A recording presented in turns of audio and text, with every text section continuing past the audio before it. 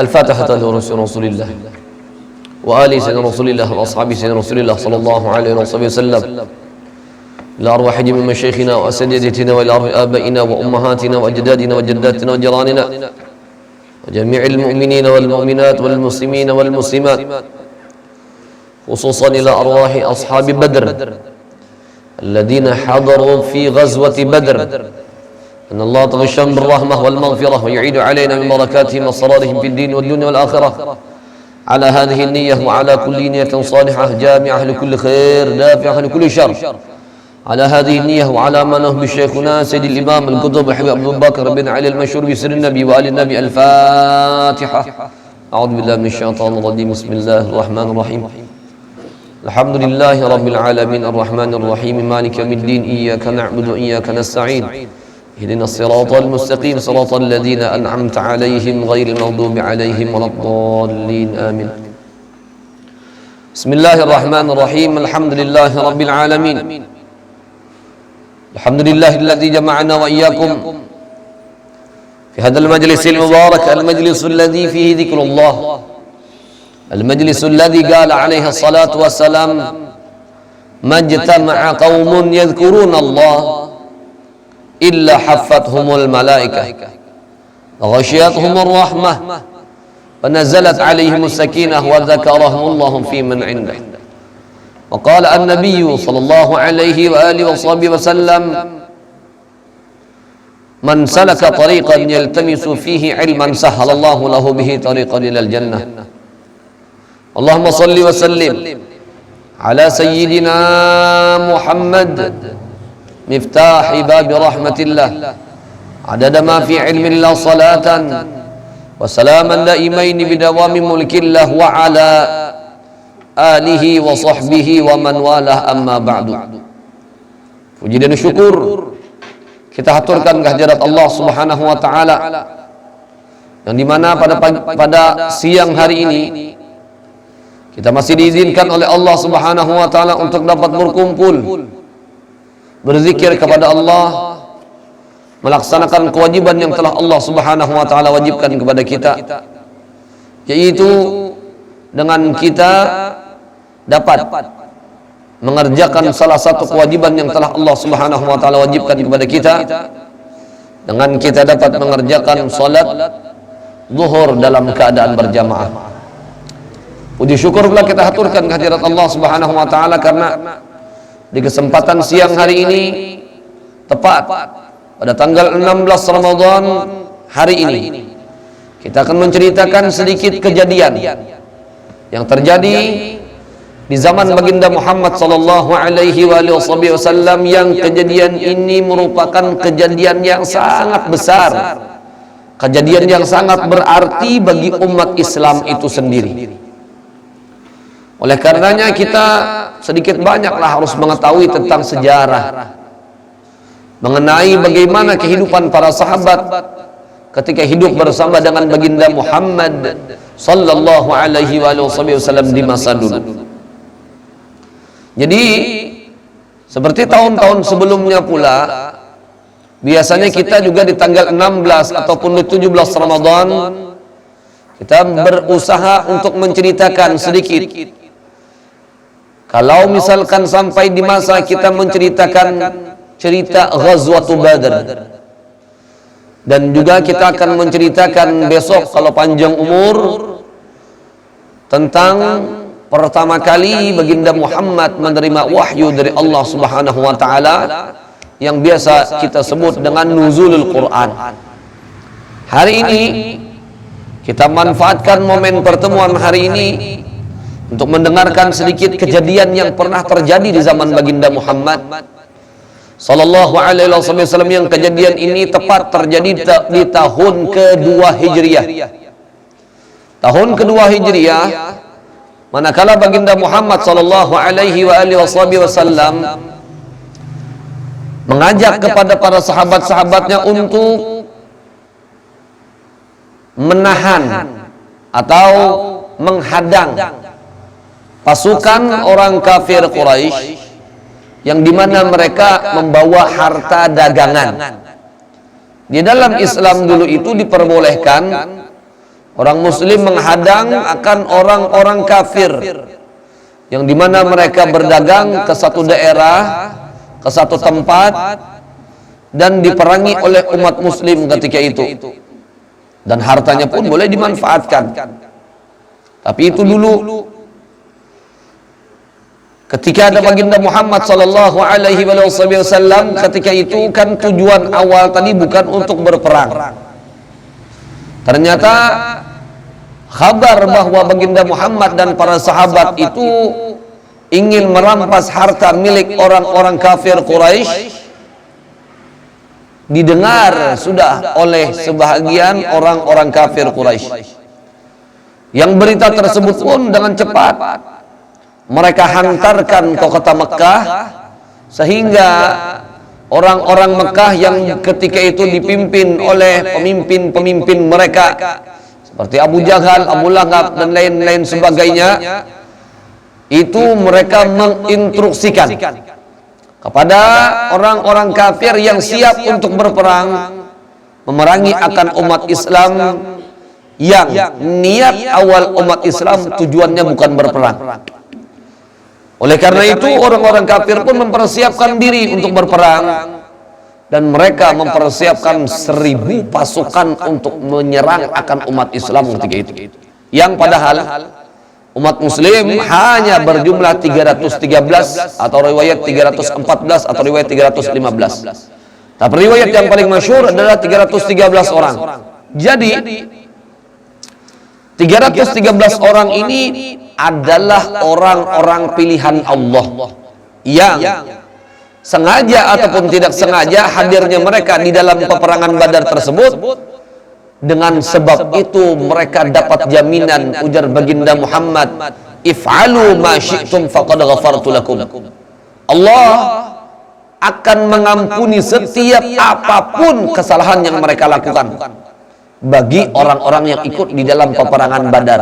Saking luar biasanya peperangan Badar tersebut, makanya diberikan ganjaran yang luar biasa pula oleh Allah Subhanahu wa taala. Bayangkan pian, orang kafir jumlahnya 1000, orang muslim 300. Berarti 1 berbanding berapa? 1 berbanding 3 lebih manusia. Jangan kita ada orang menghadang di muka kita, nah bertiga kita soronganan, kira-kira beliung lah kita kadang amun peragah tacut dihadapinya, amun wani dihadapinya, tapi amun setengah-setengah pacang beliung. Karena apa? 1 lawan 3. Kira-kira kalau 1 lawan 3 itu menang 1 kan menang 3 kah? Sikung mengikuti tangan, sikung mengikuti tangan kanan, sikung mengikuti tangan kiri, sikung menghantam. Nyatanya kalau menurut akal kita menang 3 itu menang. Di dalam peperangan Badar ini, Masya Allah, Tabarakallah, baginda Muhammad menggambarkan kepada para sahabat ridwanullah ta'ala alaihim, karena ujar Nabi, wahai para sahabatku, ya ayuhan nas, kita ini tujuan pertama keluar itu bukan untuk berperang. Oleh karenanya pasukan baginda Muhammad yang berkuda ketika itu hanya 2 orang saja yang berkuda. 2 aja bisian kuda. Anak berperang melawan orang yang ribuan. Ini mustahil bagi kita, yang kata bagi kita akal kepala manusia. Jadi kenapa ketika itu sebelum berperang baginda Muhammad bermusyawarah lawan seluruh para sahabat yang hadir ketika itu. Lalu diajak berbicara oleh baginda Muhammad.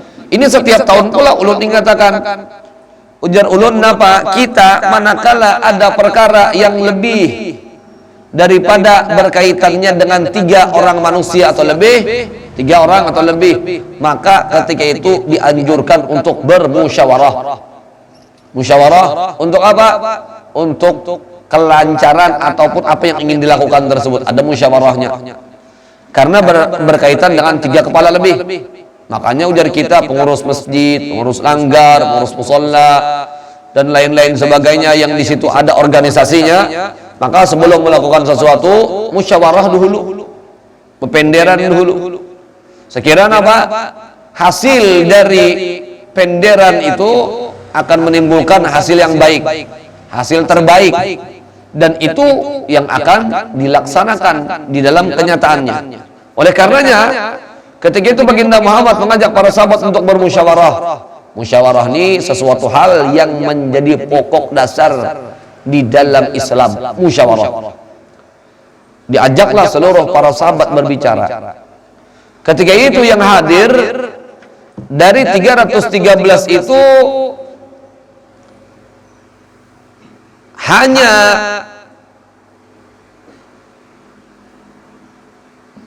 240 lebih.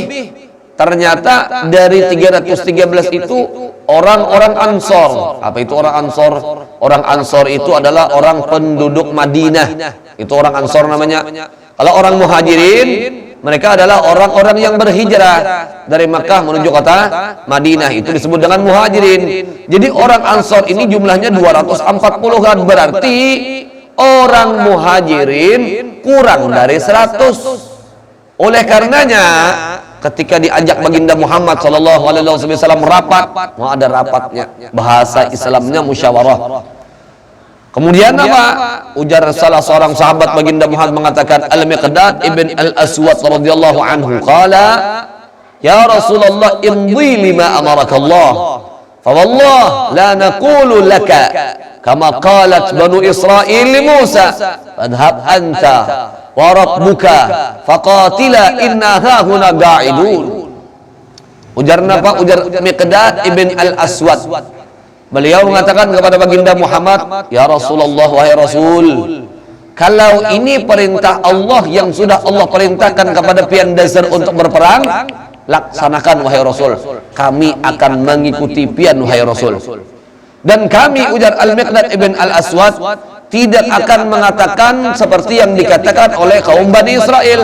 Kaum Bani Israel ketika diperintahkan oleh Allah untuk berperang, ternyata pernyataan yang dinyatakan oleh orang Bani Israel itu pernyataan yang sangat-sangat luar biasa. Ujar Bani Israel mengatakan kepada Nabi Musanya ketika itu, ujar mereka, fadhhab anta wa rabbuka faqatila inna hahuna qa'idun. Wahai Musa, piannya yang berangkat, pian pergi berangkat untuk berperang. Lawan siapa? Wa rabbuka, dan lawan Tuhan pian. Pian berduaan aja berperang melawan orang kafir. Kami dudukkan aja di sini nah. Maka itu pernyataannya. Pian dia lawan Tuhan pian yang berperang, kami dudukkan di sini menghadangi. Ya la ilaha illallah. Padahal apa? Secara fisik mereka orang-orang Bani Israel diberikan kekuatan yang sangat-sangat dahsyat. Ujar Allah ceritakan, wa yanhituna minal jibali buyuta. Mereka orang-orang Bani Israel membuat rumah atau tempat tinggal mereka dari gegunungan-gegunungan dipahat. Wa tanhitun, nahat itu dipahat. Gunung dipahat. Orang kita memahat gunung adalah ada mahat kayu aja gini bilang lapah mana gawian. Ini orang memahat gunung sekira kawan dijadikan tempat tinggal. Artinya orang ini kekuatan fisiknya kuat, tapi kekuatan imannya lemah. Disuruhnya Nabi Musa lawan Allah Ta'ala aja berperang. Ini ketalalawan benar nih. Jangan pian tuh bisian pemimpin. Oh pemimpin pian dia sana tulak berangkat berperang. Kami dudukkan di sini menghadangi gini lah. Kami menghadangi habar pian dia dan kayak apa? La ilaha illallah. Ini suatu pernyataan yang tidak pantas dikatakan. Lalu ujar Al-Miqdad ibn Aswad, kami tidak akan mengatakan seperti yang mereka katakan wahai Muhammad, tapi kami mengatakan idhab anta wa rabbuka faqatila inna ma'akuma muqatilun. Pian berangkat, Tuhan pian berangkat, dan kami pun ikut berangkat dengan pian wahai Rasul untuk berperang melawan orang-orang kafir. Masya Allah. Itu Al-Miqdad ibn Al-Aswad berpendapat. Kemudian sahabat-sahabat yang lain berpendar, taat. Kebanyakan mereka berpendar, tapi kebanyakan sahabat yang berpendar itu adalah orang-orang Muhajirin. Lalu ketika itu baginda Muhammad terdiam.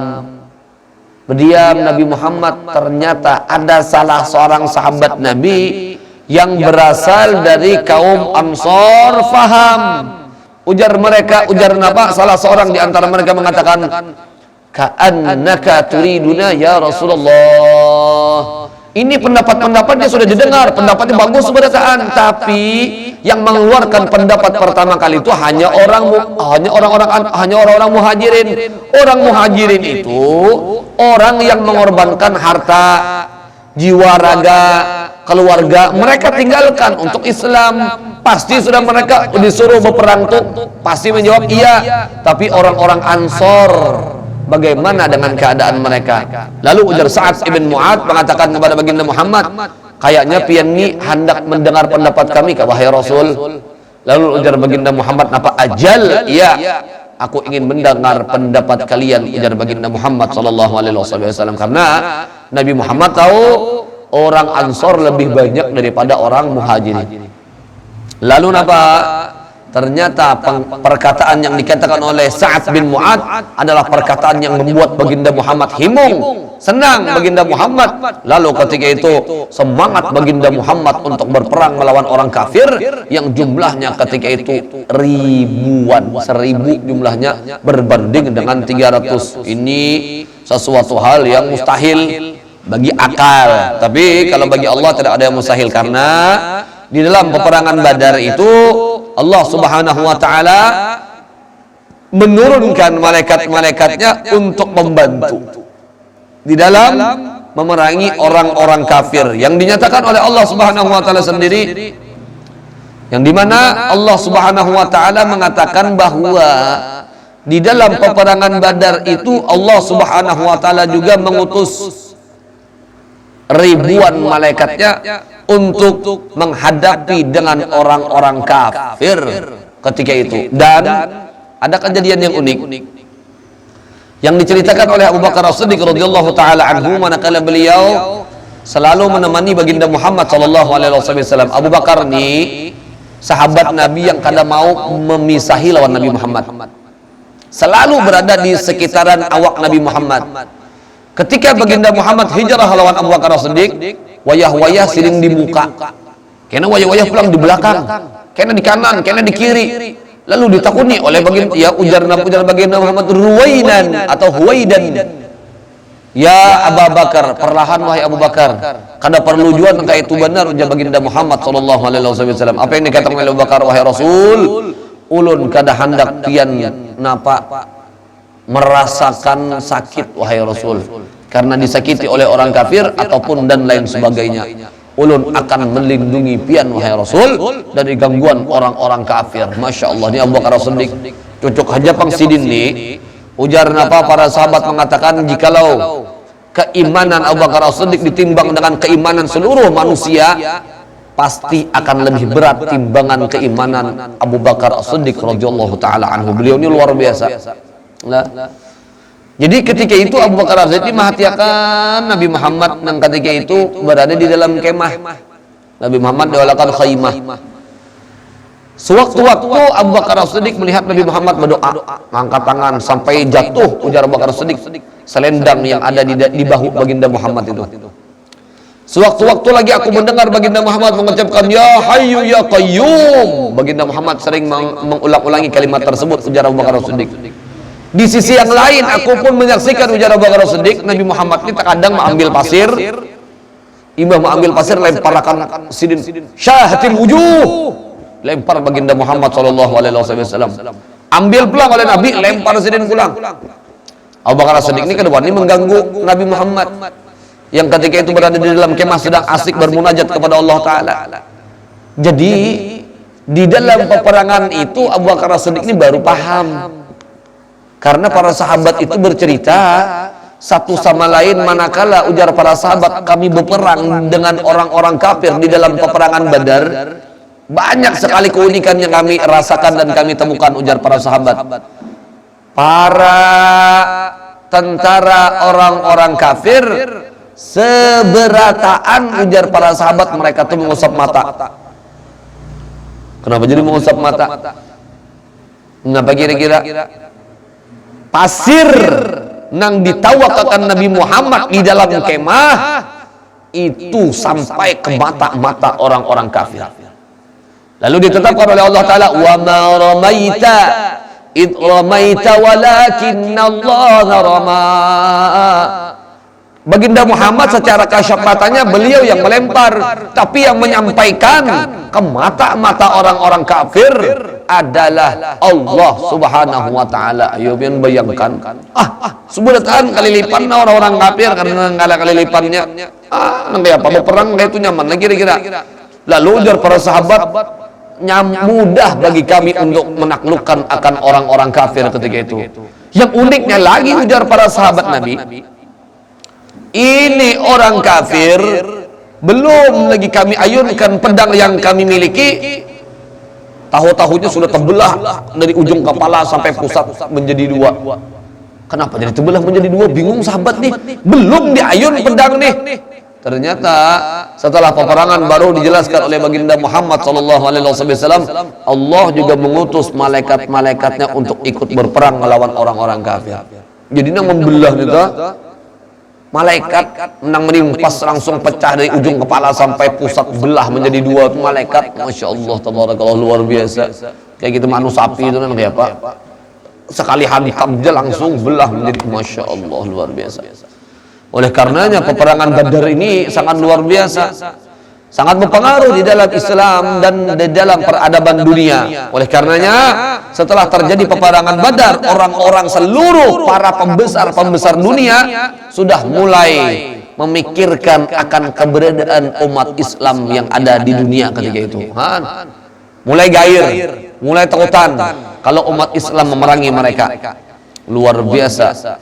Jadi dikatakan itu adalah awalul nasri, awal pertolongan Allah Ta'ala tolong umat muslim di dalam peperangan, sehingga peperangan tersebut dimenangkan oleh umat muslim. Banyak sebenarnya cerita yang diceritakan oleh Allah Subhanahu wa taala di dalam Al-Qur'an mengenai tentang peperangan Badar, dan cerita yang diceritakan oleh para sahabat baginda Muhammad sallallahu alaihi wasallam. Jadi singkat cerita, peperangan Badar ini kenapa gerangan jadi diperingati? Kalau di Hadramaut kami setiap tahun itu memperingati Ghazwatul Badar, peringatan peperangan Badar. Kenapa jadi diperingati? Karena ujar para ulama-ulama kita, peperangan Badar ini memiliki pengaruh besar bagi kita. Jikalau di dalam peperangan Badar umat muslim kalah, maka apa kita hendak menyembah Allah pasti kira awak. Dengan berkat kemenangan peperangan Badar tersebutlah kita kawal salat, kita kawal bangun masjid, kita kawal nyaman beribadah, kita itu ujar para ulama kita berkat peperangan Badar.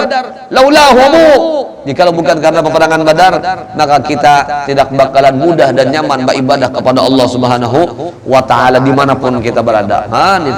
Makanya pian di Yaman itu bahkan ada yang biasa membaca atau menyebutkan nama 313 sahabat-sahabat Nabi yang ikut itu, dijadikan tawasul. Dan para ulama kita bertawasul dengan orang-orang yang ikut di dalam peperangan Badar dengan harapan apa? Hajat dikabulkan, dosa diampunkan, macam-macam hajat-hajatnya, tergantung kita berniatakan. Itu boleh lah. Karena apa? Orang yang ikut di dalam peperangan Badar dimuliakan oleh Allah. Saking dimuliakannya oleh Allah, if'alu ma syi'tum wa qad ghafartu lakum. Lakukan apa yang kalian inginkan, Allah sudah mengampuni dosa dan kesalahan mereka terlebih dahulu. Itu orang-orang ahli Badar. Makanya ada para ulama yang menuliskan nama seluruh para sahabat yang ikut dalam peperangan Badar, berapa? 313 itu, masya Allah. Bahkan ada yang dibukukan dari catatan-catatan tersebut, luar biasa. Oleh karenanya kita hanya tadi mendengar siapa? Al-Miqdad ibn Al-Aswad, Sa'ad bin Mu'ad. Itu dua aja hanya, belum lagi 311-nya. Jadi banyak para sahabat-sahabat ridwanullah ta'ala alaihim yang dimana mereka ikut di dalam peperangan Badar itu, mereka semua dimuliakan oleh Allah Subhanahu wa ta'ala. Oleh karenanya para ulama kami di Hadramaut itu setiap tanggal 17 Ramadan, bahkan ini kalau ulun bercerita lon pian, peringatan nuzulul Quran itu di sana standar biasa aja. Karena mereka tahu bulan Ramadan ini bulan Al-Quran. Cara mensyukurinya dengan memperbanyak membaca Al-Quran. Gitu. Kalau orang kita nih peringatan demi peringatan dilakukan, tapi orang yang membaca Al-Qurannya kada ada. Orang yang mengkaji Al-Qurannya kada ada. Nah ini terbalik kita nih. Ketujuhnya peringatan-peringatannya, acara-acaranya yang ketujuh. Karena apa? Ada makanannya guru aja. Nah, makanan memang diunting. Yang tahan. Ketika kami di Hadramaut sangat jarang terdengar nuzul Quran, peringatan khusus untuk nuzul Quran, tapi peringatan peperangan Badar itu yang ada. Luar biasanya. Kalau orang kita ya ada apa-apa lah, memperingati peringatan nuzul Quran bagus, agar memotivasi kita untuk membaca Al-Quran. Jangan malahan, kenapa? Dengan orang-orang kita setelah hadir peringatan-peringatan seperti itu, malah orang-orang kita malas-malasan untuk membuka, membaca, mendalami Al-Quran. Nah, itulah orang-orang kita. Jangan yang kawas sebenarnya hari acara yang lo toh nyata dulu kada masak hari-hari aja.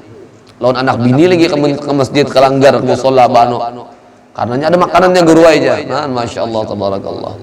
Nah, mudah-mudahan kita yang dapat keberkahan daripada orang-orang yang ikut di dalam peperangan Badar, karena orang-orang yang ikut di dalam peperangan Badar itu sangat istimewa di hadapan Allah Subhanahu wa taala, dan mereka juga istimewa di hadapan baginda Muhammad sallallahu alaihi wasallam. Oleh karenanya peperangan Badar ini diabadikan oleh Allah taala di dalam Al-Qur'an.